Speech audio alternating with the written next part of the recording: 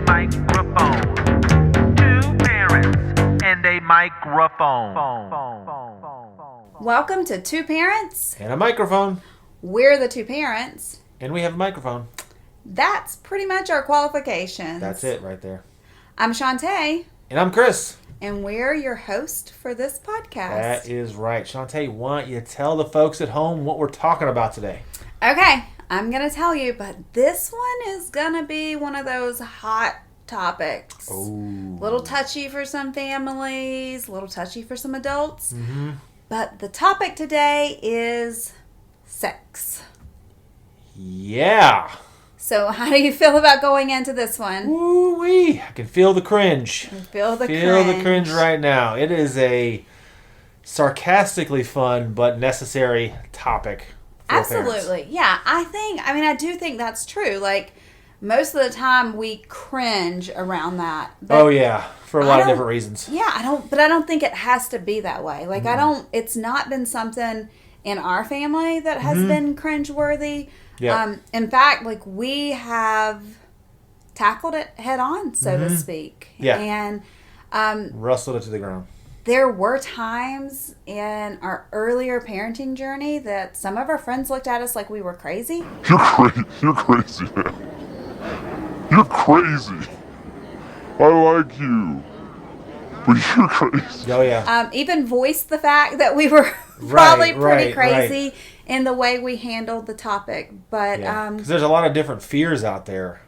right, that there's you wrestle with it. Yeah, 100%. Am I Yeah. going to tell them too much too soon? Mm-hmm.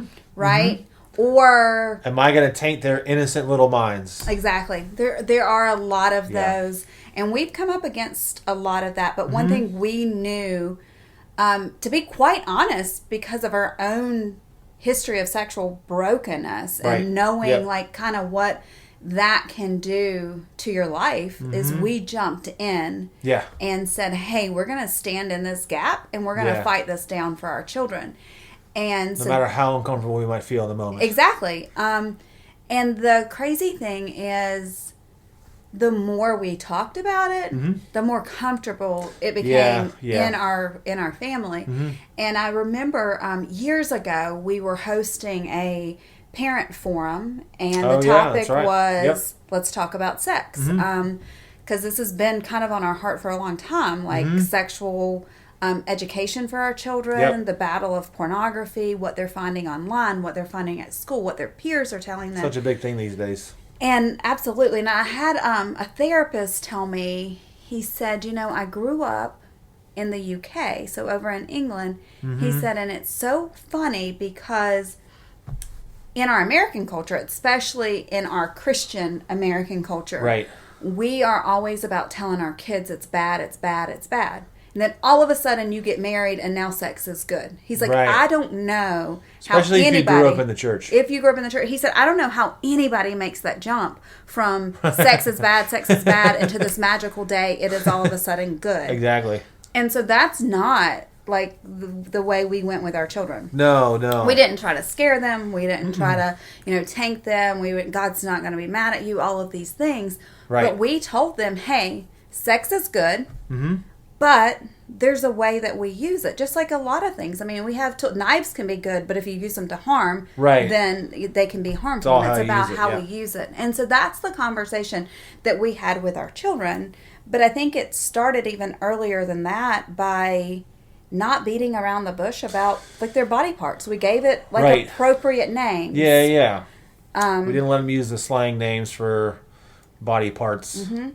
I remember very, very clearly one day we were sitting at our dinner table and our son, he probably was in second or third grade, I think. Yeah. And he was talking about a commercial, and it was talking about nuts. Uh-huh.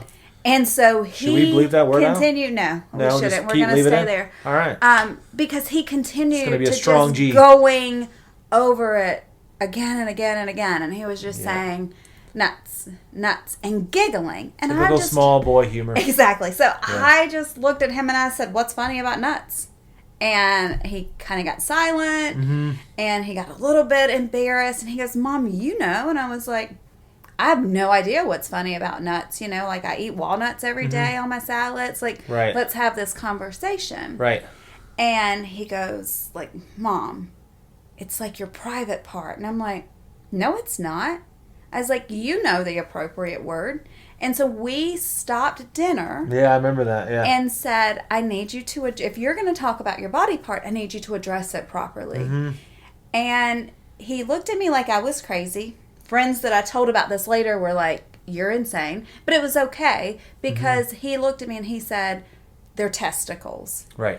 And for some reason, that seemed more dirty to him than nuts. And I'm like, why? Right, why is it that we live in such a twisted world? The actual scientific name is the dirty word. Is the dirty word. And slang, that's okay. But we've kind of gotten past that and we talked about it. And one thing that we've told our children is the reason that we want you to understand the proper terms, the proper terms that we've given it through science or whatever, is because we don't want you to make a joke of your body. Right. Because when we make a joke of something, it's easier to dishonor it. Right. And that's kind of the heartbeat behind that. It's not like, oh, we're too pure. Nothing like that. Do not give us that much credit. It really is about your body's not a joke. And we want we want you to handle your body and other people's bodies with respect. Right. Yeah, because honestly, I couldn't stand above and look down on someone because I know when I was younger, I probably made a lot of jokes like that as well too. Exactly. So I get it, but at the same time, you don't want them to stay in that just because it's always been doesn't mean it always has to be. Right. Well, and I think we also know like this idea about how you can take something and you can taint it. Like we've had this conversation, and I will spare our audience on the depths of the conversations that we've had. Right. But we've had these conversations about how slang words that were applied to sex when we were growing up, now in everyday language, they trigger us sometimes. Yeah, definitely. And it's like, I didn't want that for my children. Like when they hear nuts, I want them to think about the fact that, there's food. Yeah, that exactly. It's a healthy fat. Right. That's what I wanted. And the crazy thing is, just the other day, I saw this reel, and I think I shared it with you, about this little boy who made... Yeah, that was great. He made let's see if I can get through this one. I'm probably not doing as good as his parents, and we'll share the reel when we release this podcast. We'll link it in the comments. He made a certificate for his younger brother.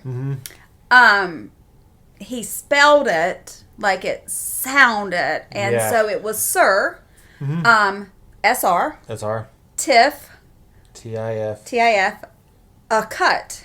So it's UCKIT. Yeah. So there's the big F word, if you didn't catch that, in the middle. And you'll see a picture somewhere around here. Yeah. So the parents are like going through, asking him what it means, trying to hold their laughter back.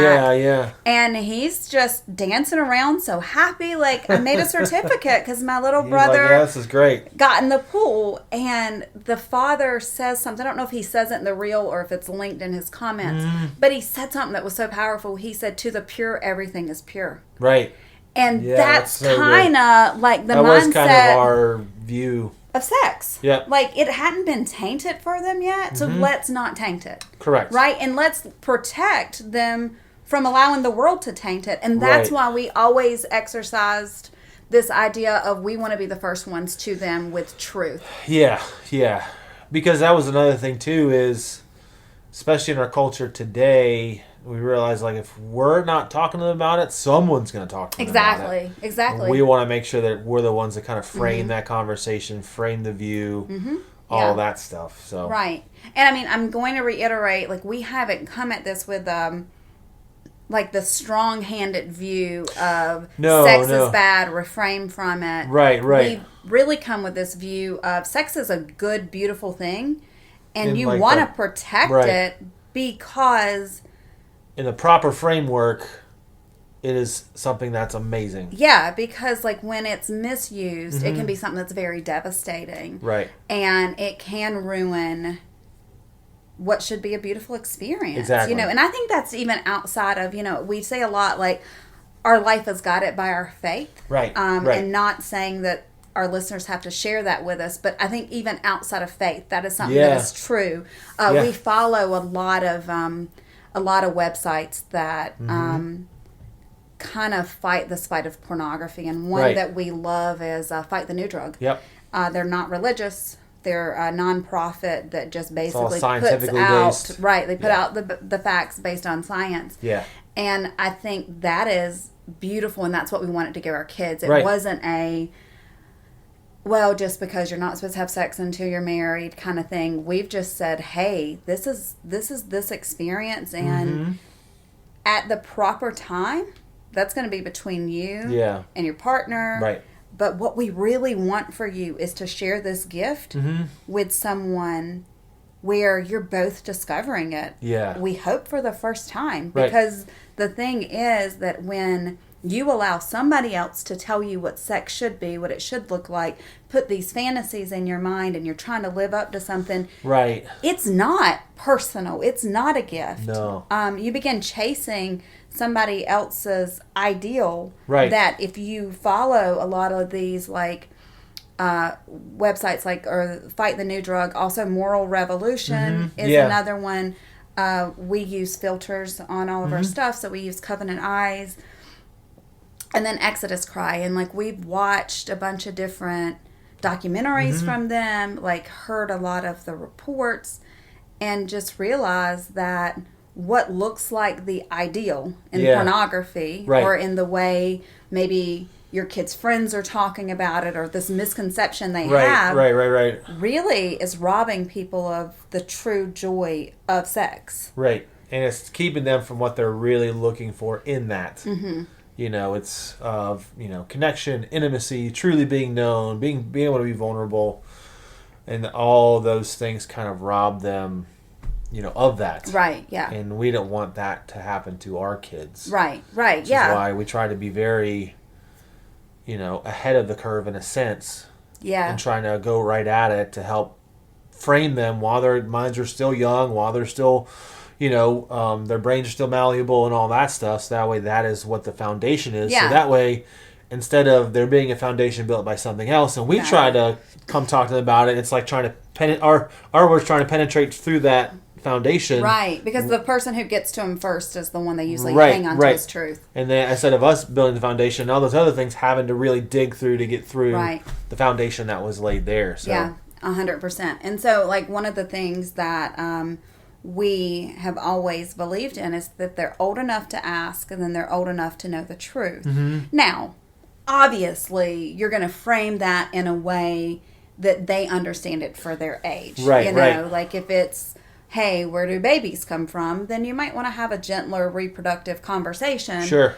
But we've had those conversations from very young to now, having, older teenagers going into adulthood. Yeah. And still have it, to the funny part of I would introduce them at appropriate times to proper language and talk to them how their body operates. And then they would be talking back to me, and I would be mortified because I would go, where did you learn that word? Yeah, I remember. I do remember that. They're talking to you things you said throughout the years. Yeah, throughout the years. You're like, wait a minute, what? Where did you hear that? And they're like, well, you said that. Right, exactly. And so, but then I go, oh, okay. Oh, well, good. Okay. You know kind of how it was framed then. Yes. And we also had this thing at, moving from 5th to 6th grade, we took our kids out one-on-one, and we had a conversation with them more about sex. And it wasn't I'm going to tell you. Right. It was asking, what do you know? Yeah. And it was relieving. Yeah, it was relief once they talked to us about what they know, because there's that moment where you talk to them and it's like there's the suspense there of what's going to come out of their mouth, hoping that they haven't been exposed to too much, even though we've had some conversations. But, sometimes you never know what they're going to be exposed to from friends and all that stuff. Yeah. Where you ask and it's like you're just kind of holding your breath, hoping that what you think is going to come out is going to come out. Exactly.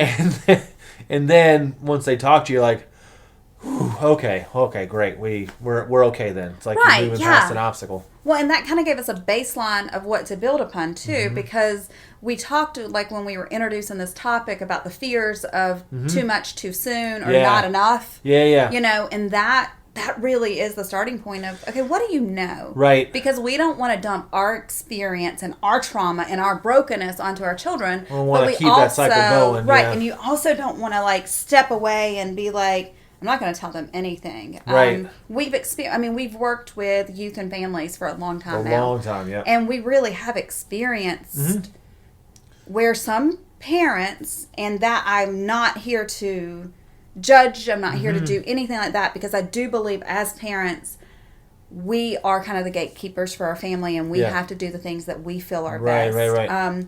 But that some parents didn't want their kids exposed to any talk about pornography or sex, you know, even well into the middle school, high school years. Yeah, they're afraid that it's going to cause some kind of curiosity. They're going to want to go look on their own. They're going to, you know, kill their innocence. And again, that is perfectly fine for their families.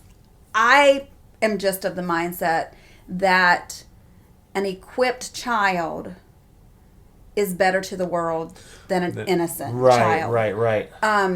Because the world is going to experience peers. They're going to strip the innocence of our children. Right. Well, but if they're equipped, it's like they're kind of armed with this truth that it doesn't harm them as much. Like when we were doing some studying for that parent forum thing we did, we've done some studying about other things too, like learning, you know, from studies, the average age that kids are exposed to pornography is like 9-10 years old. Right, yeah. So the odds are by that time they're going to be exposed to something. Right.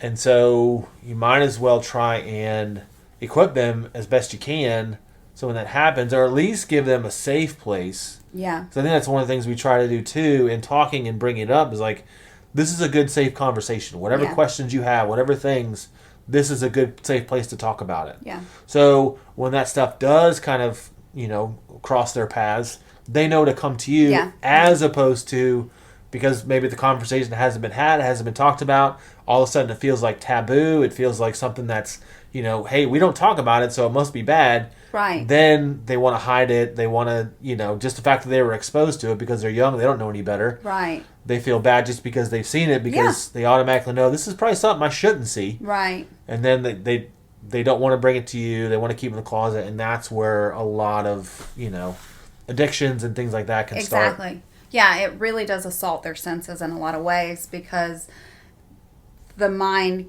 could be like pushing against, like, hey, this is bad, this is wrong. Right. While, I mean, their natural response, arousals are like, well, there's something about this I might like. And then it really keeps them in shame. And so if you're honest with them about that before they experience that, chances are they're going to be a little more open to come to you. And again, this is just something that was a big value of our family. Like, we're going to be open about having sexual conversations because of our experiences. And, you know, our kids are walking into young adulthood. Yeah. And by God's grace, that has not been something that has been a struggle of theirs. Yes. Doesn't mean they haven't been impacted by it or influenced by it. Exposed or whatever. Have talked to my son multiple times, and I remember asking him a couple years ago, like, talk to me about, like, pornography's effect. Like, I know that we have had these conversations. We've had open conversations about sex and all of these things, but I want to hear from you. Like, I mean, you've pretty much, you've stayed away from it. Like, we've had open conversations. You've learned truth. We've taught you not to objectify any individual, you know, not to use people for your pleasure because people are not products, you know. People are not products. And and that's actually one of the things that Fight the New Drug talks about as well. They have T-shirts that you can buy. Shameless plug. And then he looked at me and he goes, Mom, even though, no, like, it hadn't been like a constant in my life, he goes, I'm still influenced by it. It still tells me what I should and shouldn't like. He said, because there's commercials on TV. You know, they're store, you know, you walk past Victoria's Secret or some other model on some poster or whatever it might be, you know, movies or whatever, and whatever the trend is now, that's the way, you know, a body is framed. And I would typically say a woman's body, but we know through like research study, a lot more is coming out that it's not just men that deal with this sexual stuff. Like there are girls too, and definitely. So both men and women can be objectified. Exactly. So I'm not going to pretend like they can't. But he was just telling me, so it's really in my face, even though it's not something I search out. Like it's in my face, and I have to know what I like. And so really, by us doing everything that we've done to try to protect our kids and allow them to draw conclusions on their own within, you know, their safe spaces of what's attractive to me, what should sex look like, and all of these things, he still had to fight the fight of, well, this is the type of body style that's being promoted, but I'm more attractive to somebody's personality. And so he still had to wrestle through that of, there is this temptation to look, but at the same time, I know truth. And that broke my heart in one way, because I thought we would save them from that, right? Sure. But it was also this reward of,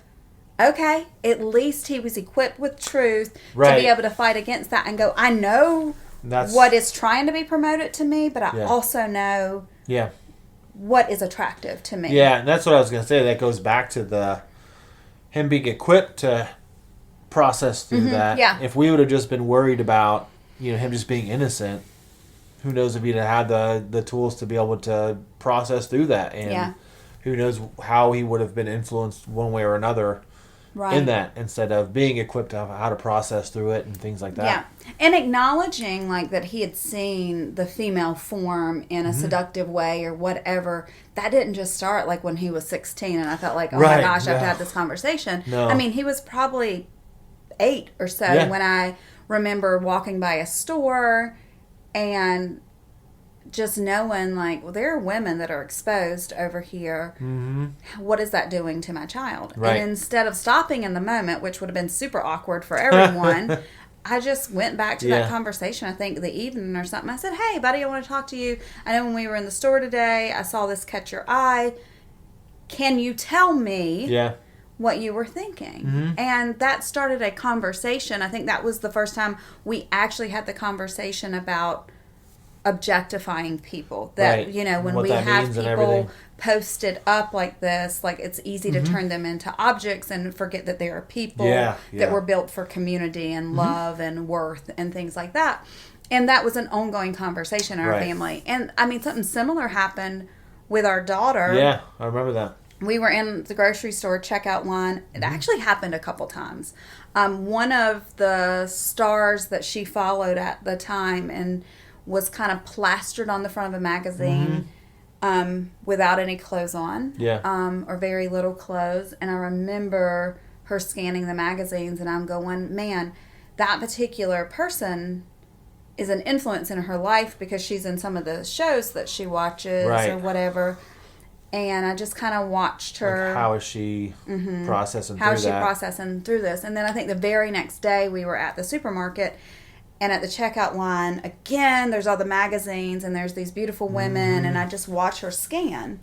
And so I went, okay, it's time to have this conversation. I can't assume what she's thinking. I'm going to have this conversation. And we were walking out and got in the car, and I was like, hey, I've noticed, like, the last couple of days, there's been a lot of magazines, and I've seen you, like, kind of checking them out. Yeah. Like, what did you see? What were you thinking? And her words to me were, well, Mommy, I was looking at them, and I felt really bad. And I was like, okay. I was a little scared. Like, why do you feel bad? And she goes, well, you know, these people on the magazines, like, I wonder how they feel when they look at the final picture. And I was so confused. I was like, what do you mean? She goes, well, like, they're models and stuff, but even they're not good enough. It wrecked me when she said that. because and I was like, what do you mean? And she goes, well, I learned, like, they're airbrushed and how the pictures are changed. And that completely, like, wrecked me, that my little girl was not looking at these images as something to obtain, but she was feeling empathy for the ones that were plastered on the pictures. Now, I understand as adults, maybe we don't feel that empathy. We're like, they're millionaires, get over it. Right. But at the moment, my daughter was seeing... She was seeing these people as people instead of objects, and that was when she was young, you know? Right? Yeah, she was really young. And so it's like, this fight, as crazy as people think we are, it's worth it. Yeah, it's absolutely. worth it, because it's more than, are you going to enjoy sex with your partner? It's more than, that's are true. you not going to get pregnant as a teenager or get somebody pregnant? It's about humanity. All the things you're going to stay away from, right. as opposed to what you can gain by... Exactly. We talk about pursuing. That's what we talk about. Right. How do we, like, it's not about Staying the things away. in the world, our struggles, addictions, things like that. It's not about, I need to stay away from what's bad, but we talk about how we pursue what is good. Right. And so the sex talk for us was more than just staying away from what's bad, right. but pursuing something beyond sex. Because sex actually is more than just an act. It's a place of connection, of relationship, of being known, right. like you said earlier. And so our kids were pursuing humanity in a way humanity right. was created to be pursued. And then also, we also tried to keep it as just a part of a conversation of just life. Yeah. It wasn't like, hey, we talked about these things. Oh, and then over here, we have this thing called sex that we're going to talk about. It was just a part of... Yeah. Because even if you do We that... didn't have our sex box. You're talking That about makes it, and us it's like, sound weird, well, why but- is that set up over there? What's the difference with that? Because we'd always talk to our kids about things being healthy and things being unhealthy. Not being necessarily wrong or right, but being healthy and unhealthy. Because like you said at the beginning of the podcast, you know, things can, in the wrong hands, can be unhealthy, but in other hands can be healthy. Exactly. And, you know, we'll say, for instance, our son with video games. We've talked to him about that. Video games are not bad, but if they're controlling your mind and you just are thinking about them all the time, it's kind of going towards that unhealthy state. Right. Now, there can be things that can be healthy about them because you can play with friends, there can be community there, things like that. But it's just that balance of finding where the unhealthy, healthy line is. And we did the same thing with sex. Right. We try to talk about what it looks like to have, a healthy view of sex and a healthy, attitude towards it. Yeah. Versus, unhealthy and what that looks like. Yeah, I think I need to tell our listeners, like, how much we put that in our everyday life, that it wasn't separate. Because my children have a crazy mom. Like, we only have 2 children, which sometimes I wonder, does that qualify us to be doing a podcast at all? But I will tell you... But we all know what qualifies us, though. We said that earlier. Yeah. We're parents in the microphone. Exactly. But, like, one thing is I've parented with all of my heart. Like, I truly have. Definitely. Like, 100%. And so, on this topic of sex and talking about how it's completely not been separate, we would be watching movies that... It's to the point where the movie overall is a good movie. But there's that one part that, nope, I didn't like what they said. I feel like they framed sex in a bad way. And what did I usually do, Chris? Oh, we would pause the movie and we'd have a conversation. We would pause the movie and have a family conversation. To the point it became a joke. To where my kids go, oh, Mom's about to pause the movie and now we're going to have a family conversation. And it wasn't about being better than or being pure. It was just about framing something in the right instance. So when we did movie night, we wanted to add at least 15 to 20 minutes in just in case. You're being gracious. It was usually like 30 minutes to an hour. I was trying to be conservative. But, I mean, I did that because if I'm sitting there silent and I'm taking this in as entertainment, then I'm giving my children a mixed message of, okay, well, when we're talking about this seriously at the dinner table, it's okay, but we can laugh about it later. And I never wanted to give them that mixed message. And so... You were real good with that. There was this movie, it was a superhero movie that I'm not going to give the name of, but there's a place where there's a very hilarious character and he just goes on and on. But he talks about this woman's breast and it being the grabbed her breast or what. I don't remember exactly. Okay, yeah. But the dude is funny. His little, lines in there are hilarious. But that, even though we're laughing, at that moment, I stop it. And I go, that's not okay. Yeah. Like, that just is not okay. Like, we're not gonna, I don't want to frame that as, yes, all of this is funny right here, but this, we're gonna have to look at that in truth and go, like, it's not okay to just go put your hands on people and things like that. Yeah. And so that's the kind of conversations we had. And then we were able to enjoy the rest of the movie, because I don't believe that because something has something that I find questionable, that I have to, like throw the whole thing out. I do believe we can use things as teaching tools. And so that's just what we did with it. And now they're, older and they've heard all of my stories. And I'll even say, I'm not sure about that. And Mom, we know. I mean, there was the story about the things that we've watched and like watching The Pretty Woman with our daughter.